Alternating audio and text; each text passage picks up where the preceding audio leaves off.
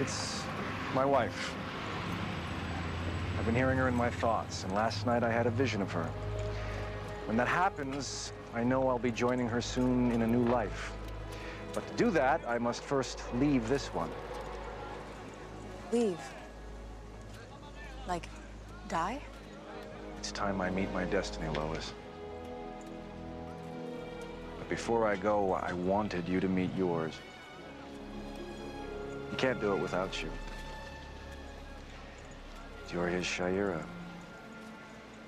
Carter, I am not like you and Shahira and Clark. My future is here in Africa. You know, the philosopher Nietzsche believed we shouldn't live for the future, but for the present.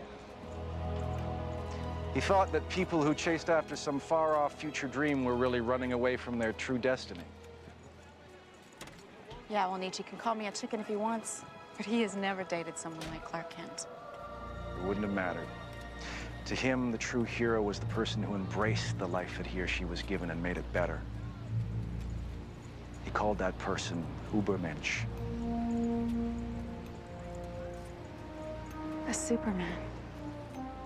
Nietzsche believed that all of us could be one. In our own way. When Zarathustra came into the next town, which lies on the edge of the forest, he found many people gathered together in the marketplace. And Zarathustra spoke thus to the people. Behold, I will teach you about the Overman. Mankind itself is something that must be overcome. Nietzsche proposes an ideal of self-overcoming, an ideal he calls the Overman, not by having recourse to a metaphysical realm outside of the human, but within the possibilities of the human. It's a paradoxical notion, but it's one that Nietzsche is asking us to consider. How can we, as humans, transcend ourselves? The idea of the Overman came from Nietzsche's own battle for self-mastery. Human beings in general, he argued, had a duty to rise above the limitations of their own condition. But the original German term he created, Übermensch, can be interpreted in many ways. It is still often translated as Superman. This is a legacy of the Nazi era, when long after his death, Nietzsche was turned into a hero of the Third Reich. Nietzsche's Superman was able to be co-opted into fascist ideology because of the activities of his sister Elizabeth, who re-edited some of her brother's writings to promote the Aryan ideal.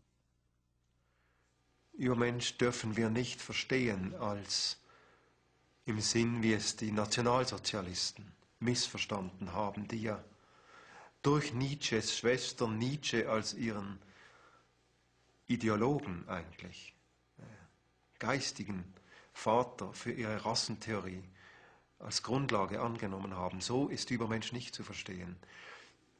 Übermensch heißt überwinden, einen neuen Weg suchen, nämlich auf den Weg ohne diese göttliche Figur, die mich hindert am Leben, sondern der Mensch, der in völliger Freiheit neue Wege sucht und in diesem Sinn gottlos ist.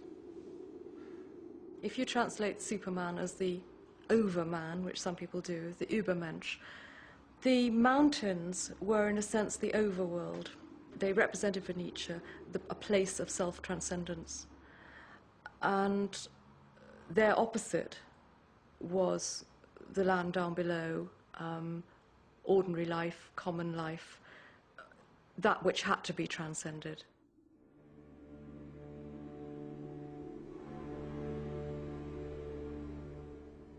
I am a wanderer and a mountain climber, Zarathustra said to his heart. What returns, what finally comes home to me is my own self. Alas, I have begun my loneliest walk. But whoever is of my kind cannot escape such an hour. The hour which says to him, only now are you going your way to greatness? Peak and abyss, they are now joined together. For all things are baptized in a well of eternity and lie beyond good and evil. I think Nietzsche saw the challenge of being human in a very simple phrase. He spoke of the human condition as being zwischen Tier und Übermensch, that is, between the animal and the Superman. That is the challenge of the human condition. What you make out of your, as it were, endowment as an animal, how far you can go along the journey towards becoming a god.